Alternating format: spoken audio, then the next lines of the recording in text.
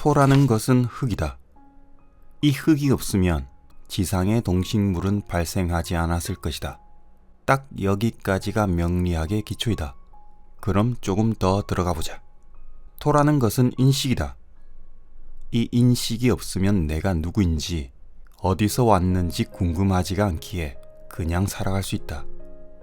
토가 없으면 세상이 어떻게 변하는지 알 필요가 없다고 생각하며 그저 변하는 대로 발전하는 대로 따라갈 뿐이다.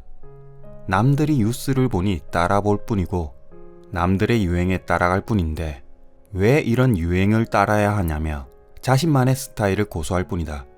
어떻게 보면 유행에 민감하지 않으니 수수하게 보일 수 있고 어떻게 보면 뒤처질 수 있으니 구시대적 관념을 가지고 살아갈 수 있다. 자, 더 깊게 들어가 보자. 토라는 것은 인간의 발생이다. 인간이 없을 당시엔 역사책에서나 나올 법한 얘기들 뿐이다. 구석기 이전의 시기가 그랬고 공룡시대가 그랬다. 당시로 돌아갈 수 없기에 관측할 수 있는 것은 과학 발전에 의해 발견으로 만들어진 지식과 역사책 밖에는 없다는 뜻이다. 또한 종교에서는 여러 가지 설정을 만들고 있다. 인간을 신이 창조했다는 아담과 하와에서 출발한 설정, 스스로 우주를 발생하게 한 불교적 관점에서의 설정, 여러 설정이 있겠지만 우리가 관측하고 있으니 확실한 것은 우리가 만들어냈다고 하는 설정이 가장 설득력 있게 보인다. 즉, 내 안에 신이 있어 그 신성을 꺼내들어야만 세상이 왜 존재하는지 알게 된다는 것이며 내 안에 부처가 있어 우주 만물을 스스로 만들었다는 것이 양자역학에서 보여줄 수 있는 인간이 존재할 수밖에 없는 유일한 단서이다. 이 부분을 화토합일이라고 부르고 우주 변화의 원리를 저자한 한동석 쌤이 끝내 화토합일을 하기 위해 인간이 존재한다고 그토록 강조한 부분이다. 보이는 화라는 세상과 토라는 세상이 결국 하나라는 것이다. 이것이 화토합일의 주된 내용이자 키포인트이다. 결국 관측해야만 세상이 존재하고 이 관측 속에서 보이는 것에만 급급하게 아등바등 살아갈 것인지 아니면 진정 관측한다는 것은 무엇인가? 관측하지 않을 때의 파동, 즉 임수라는 것은 어떻게 해서 존재하게 되는 것인가는 지금까지 과학의 발전을 거듭하며 밝혀내고 있고 앞으로도 점차 밝혀질 것이다. 그러니 아등바등 살아봤자 어차피 해자축으로 쉬어야 할 죽음이 오고 임수개수를 지나 다시 감목이 올 것인데 너희들은 왜 속세에서 헤매고 있느냐. 이것을 어리석음이라고 하고 어린 양이라고 칭하며 이러한 가르침을 주는 성경과 불경을 관측하며 우리는 살고 있다. 이 토가 있어야 인간임을 인식하게 된다. 천간무토는 세상이 있으니 자신이 존재함을 알게 되고 천간기토는 내가 있으니 세상이 존재함을 알게 된다. 둘 다 존재한다를 인식하는 공통점이 있다. 세상을 바라보며 스스로를 인식하느냐, 나를 바라보며 세상을 인식하느냐의 차이일 뿐이다. 천간무기토가 없으면 스스로 인식하며 살지는 않는다. 그저 주어진 대로 살아갈 뿐이다. 학창시절엔 학생으로서 인식이 제대로 되지 않는다. 직장 생활을 할 땐 과장으로서 부장으로서 인식이 제대로 되지 않고 결혼해서는 부모 자식 간의 인식이 되지 않는다는 뜻이다. 어머니라는 역할을 배웠긴 한데 그냥 육신을 가지고 있으니 그 육신대로 관계를 설정하며 살아갈 뿐이라는 것이다. 그 역할론에서 관계라는 것은 설정되지 않는다. 아버지의 역할, 어머니의 역할, 이런 역할들이 부족하니 배우면 되는 것이다. 그래서 3차원이 존재하고 인간이라는 개념이 존재한다. 이러한 분들은 천간의 글자가 합의될 때 배우러 나가면 된다. 그전에는 고집 부리고 안 배울 수 있다. 천간에 합의될 때, 특히 대운에서 무기토가 들어올 때 스스로 인식해보자. 나는 일간이 갑순이인데 누구인가? 어디서 왔는가? 갑순아, 넌 내 마음에서 왔어. 어머, 오빠 진짜야? 어디 만져볼까? 어머, 단단한 마음에서 내가 튀어나왔나봐. 하면서 철석같이 믿고 나중에 원진으로 끝나면 된다. 시작만 좋다고 생각하고 끝나는 것이 두렵다고 생각하면 이것이 곧 원진이 증폭되는 현상이라고 한다. 원망하고 헐뜯고 남 탓하기만 하는 원진. 하지만 원래 시작이 있으면 끝이 있고 태어남이 있으면 죽음이 있다고 원래 당연한 것처럼 받아들여진다면 이 원진이 깨달음이 되는 이치다. 이런 마음을 조절하는 것 역시 무기토가 담당하고 있다. 왜냐하면 이 또한 스스로의 인식이기 때문이다. 헤어지면 마음이 아플 거야 라는 인식, 너무 빠지면 헤어나오기 힘들어질 거라는 인식. 그래서 무토는 한난을 조절하며 세월이 지남에 따라 깨달음이 저절로 생기고, 기토는 조습을 조절하며 인간관계 속에서 깨달음이 자신에게 전파가 된다. 그렇다면 지지진술충미의 토는 과연 뭘 인식하는 것일까? 인간의 역사를 보면 농업혁명 때는 씨앗을 뿌려 다량으로 열매를 맺고 운송을 하여 판매가 되고 물물교환이 이루어졌다. 산업혁명 또한 이런 패턴으로 각자의 역할을 잘 분담하며 땅에 뿌리를 내렸고 개인이 살만한 집이 생겼으며 한 곳에 정착하는 개념이 생겨났다. 더 이상 유목민이 아니어도 된다는 인식 덕분이었다. 내 집과 너희 집을 나누는 개념, 내 영역과 너희 영역을 나누는 개념, 우리나라와 너희 나라를 나누는 개념, 그리고 내 남편이 곧 남의 남편이 된다는 어리숙한 개념까지, 이 모든 것이 진술충미 덕분이었다. 딱딱한 남자친구의 가슴을 만지며 오빠, 난 여기서 나온 거야? 당근이지. 내 심장은 아직도 불타고 있어. 나도 어디에서 왔는지 한번 살펴볼게. 하면서 끼를 부리고 개수작을 부리는 행위 또한 결국 나중엔 진술충미의 과정을 거칠 때 원진으로 나뉘게 되어 있다. 나와 너는 하나가 아니었다 하면서 팔자를 해석할 때 이 진술충미만 잘 보더라도 이 사람이 망해서 사업을 다시 시작하는지, 아니면 더 잘 되려고 시작하는지, 또는 확장하면 망하는지를 알 수가 있다. 매번 사업에서 망하는 팔자는 자기의 그릇이 큰 줄 착각해서 계속 망하는 것이다.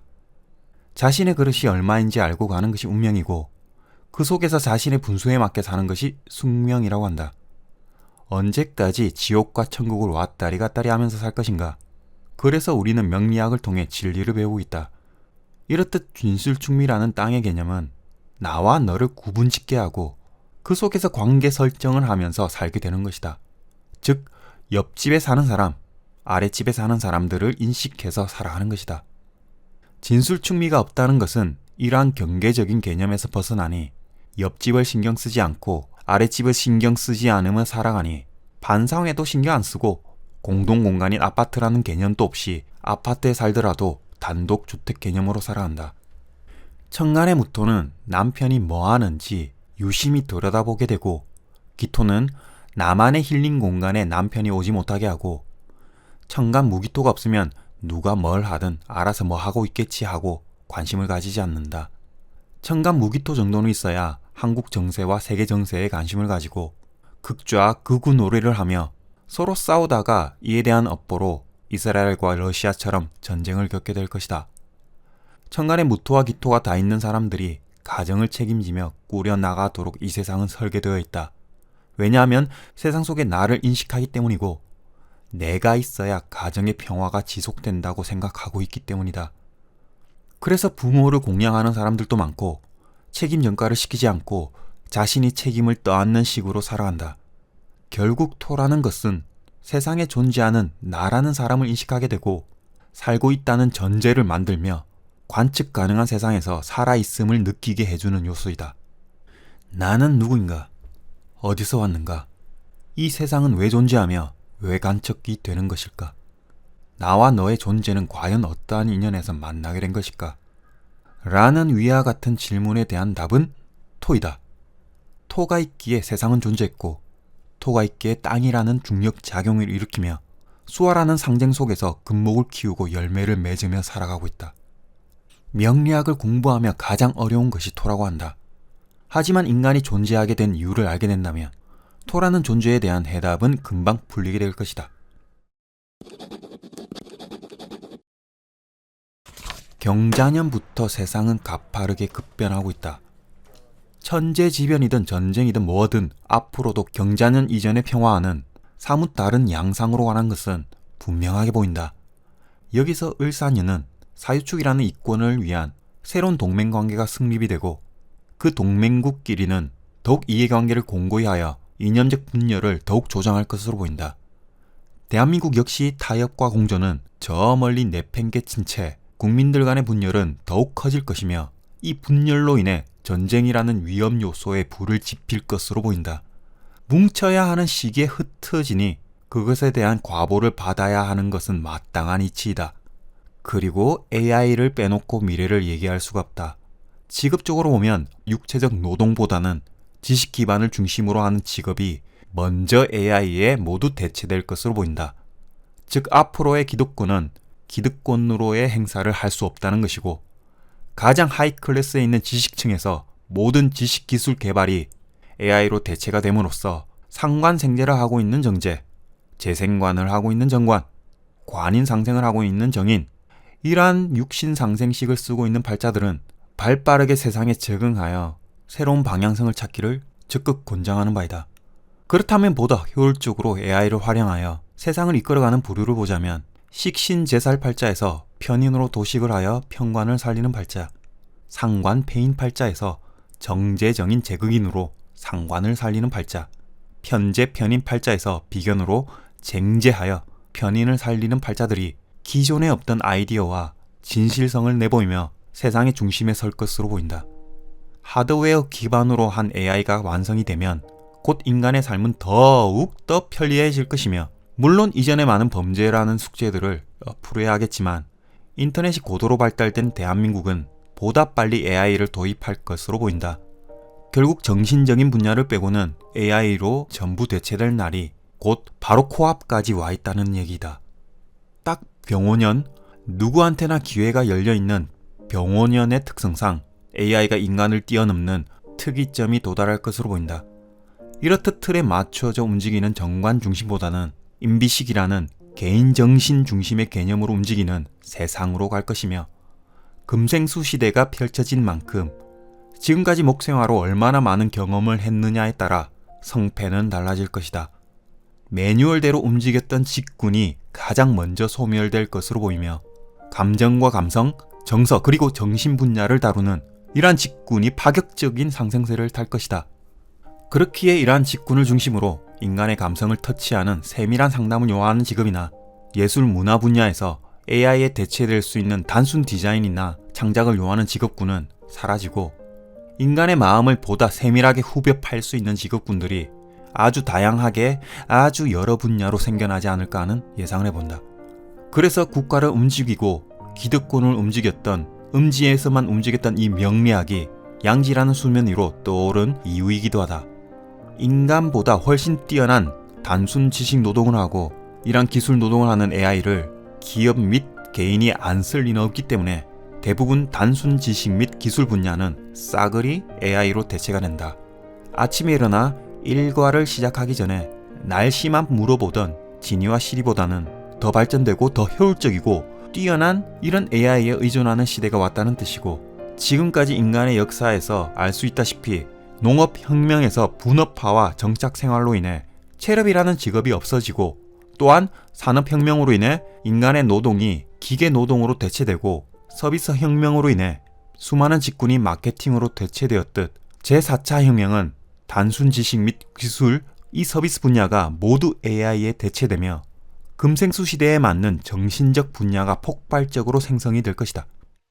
빙하기를 거쳐 다음 세대에 남겨줄 것은 기술과 과학과 지식이 아닌 정신이라는 것을 알아야 성경과 불경이 왜 생겨났는지, 지금 우리 세대에서 이 3차원이라는 공간을 왜 관측하게 되었는지 알게 될 것이며 결국 과학의 마지막 단계는 왜 태어났는지, 왜 죽어야만 되는지 알게 되는 화생토 토생금이라는 인간의 역사를 바탕으로 금생수의 과정을 거쳐 화토화빌과 토수화빌로 끝난다. 감사합니다.